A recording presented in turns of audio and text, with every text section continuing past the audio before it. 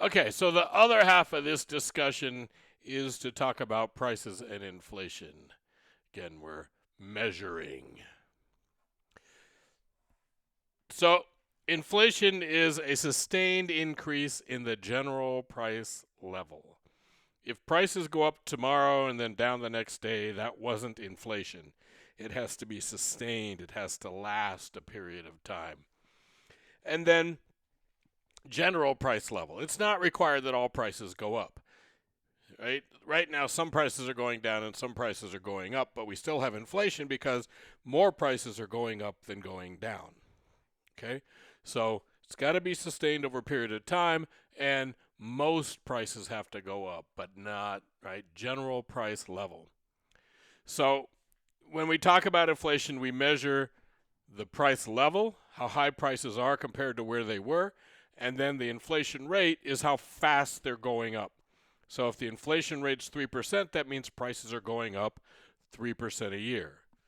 Okay, but we can say that the price level is 3 times what it was, and that's a different story too. So the basic measure we have that we're going to talk about is the Consumer Price Index. The CPI tries to measure the average prices paid by an urban family. So middle class family that lives in the city, okay, that's the prices we're measuring. We're not measuring prices for low income people. We're not measuring prices for rich folks or high income people. We're not measuring prices for people who live in rural areas. It's middle class city dwellers, really, that we're trying to measure their prices. Now, how do we do this? Well, we do something called a market basket. And in this market basket, what we do is giant surveys. So we try to survey households all over the country. What do you buy? How much peanut butter you buy? How much is your electric bill? What's your rent? How much do you spend on going to the movies? How much do you spend on kale? How much do you spend on whatever, right? And we make a list of everything that people buy and how much they buy, and then we're going to average across a lot of people. The idea is to come up with a basket of the things that the average household buys. Now, that means that the specific inflation rate isn't going to be right for anybody because nobody buys everything that's in the basket. And the basket assumes, for example, that you're buying a new car every month and a used car every month, and you're not doing that, right? You buy the car, some people buy them, and so it's an average, it's a typical, it's not intended to be exactly anybody, but the average of many people. Okay? So we go out, we do these surveys. They actually used to go to people's houses to do it. They'd actually look around them. But they don't do that anymore. It's all surveys. And they don't do this very often, mind you, as you'll see. Then they send people out into the field, and they have to get the current price of everything that's in the basket. So they make up a basket, and it says the typical household buys 1.5 jars of peanut butter a month, buys 2 pounds of potatoes, buys a half a car, whatever it is that the average person buys. We go out and we price those things. Okay? So all over the country, stores, multiple stores, hundreds and thousands of stores all across the country, they're checking the prices of that basket. Okay? So we figure out what the whole basket costs. We spend this much on peanut butter, this much on cars, this much on gasoline, this much on electric bills, this much on, you with me? Every single item that's in that basket, how much does it cost? And we add all those up. What's it cost to buy that basket? So the first year, the year that we do this, is called the base year. And we establish a baseline, right? The base year. So let's assume that in the base year it costs $3,000 to buy that basket. What I then do is say 5 years from now, I'm taking that basket and I'm repricing it. So every month they're sending those people out and they're repricing everything that's in the basket. Okay? You with me? So I got this month's price, next month's price, the months after that. So let's suppose that today you go out and price that basket and it costs $3,300. What's the consumer price index? The answer is we take the price of the basket right now and we divide it by the price of the basket originally at the base year, and we multiply that times 100. So we would take 3,300 divided by 3,000, multiply that times 100, we get 110. That 110 means that prices are 10% higher today than they were in the base year. Cool, right? So the basket costs 10% more. That doesn't mean, again, that any specific person's prices that they pay actually went up 10%, but the average of all of us, 10% increase in prices. Okay? It's pretty simple. This thing is called an index number. The base year is always 100. Why? Well, if the basket costs 3,000, I take 3,000, divide it by 3,000, multiply it times 100. That's 1 times 100 is 100. Okay? If I do the basket a little later and I get 240, that means prices are 2.5 times what they were in the base year. Okay? So something that costs $1 in the base year, on average, we would expect to cost $2.40 in the current year. Pretty exciting, yes? Yeah, it is. It's exciting. Okay? So here are today's CPI numbers. Now, the problem with the CPI is that the base year we're using is still 1983 and 1984. And they make adjustments, but 1983 and 1984. We'll come back and talk about that a little bit more here. Most of you weren't even born back in that year, right? So the total CPI right now is 324. That means on average prices are 3.2 times higher than they were in 1983. So something that would cost $1,000 in 1983 would cost $3,240 today. Okay? Food is 341. So food prices have gone up a little bit more than regular prices, the total. And energy prices are 283. They've gone up a little less than average. Clothing has gone up way less than average. Why are clothes not more expensive than they used to be in 83? Well, it's a simple answer, right? In 1983, your clothes were made in the United States. Now your clothes are made in Mexico, Central America, Southeast Asia. Okay? So companies have kept clothing prices way down by moving clothing production overseas. If we move clothing production back to the United States, what's going to happen? Well, we pay $10, $15, $20 an hour for workers, as opposed to $2 or $4 an hour for workers. Those clothes are going to get a lot more expensive, right? If they're only average compared to other prices, clothes will be more than twice as expensive if we bring production of clothing back to the United States. Medical care is $638. Medical care today is 6 times as expensive as it was in 1983. 6 times as expensive. And prices of medical care have gone up twice as fast as prices of other things. Housing prices are $417, as you probably know. Housing prices have gone up faster than most other prices. They're 4 times higher than they were in 1983 on average. Some places like Vegas, more than that. Some places like Alabama, less than that. All right, so what's wrong with the consumer price index? Why are we skeptical of these numbers to begin with?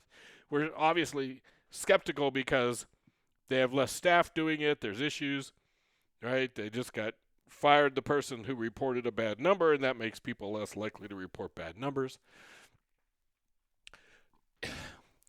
If you were a college student in 1983, how did you play music when you drove around in your car? Well, the answer is you had a cassette tape player in your car. And you probably had LPs. You probably had vinyl albums at home and a turntable and a stereo. And, yeah. CDs came out in 1983. If you wanted to carry your tunes with you in 1983, you either had a big boom box that you carried around, or you had a Walkman, a Sony Walkman, which was a tape player, and you put a tape in it.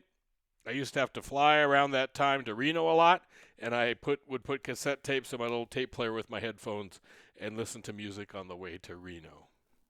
Okay? The fact that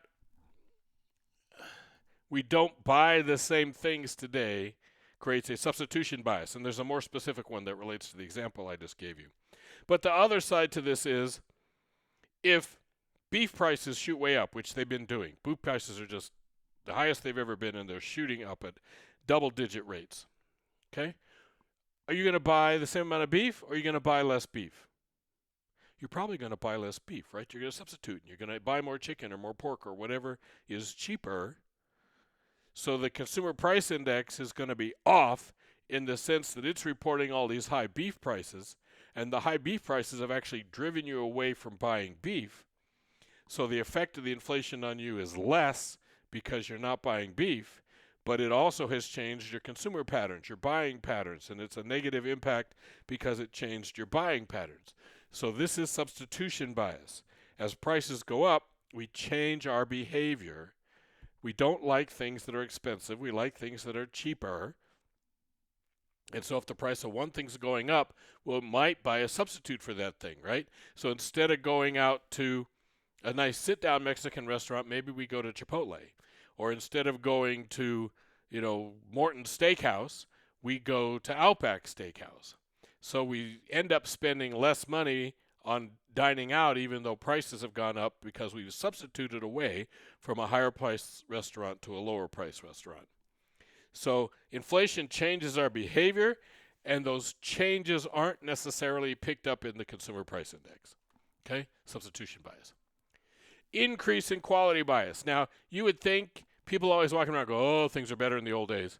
Not necessarily. For example, how many of you were trained by your dad to change a car tire? Car tires used to blow out all the time. Everybody knew that at some point in their life they were going to have to change a car tire.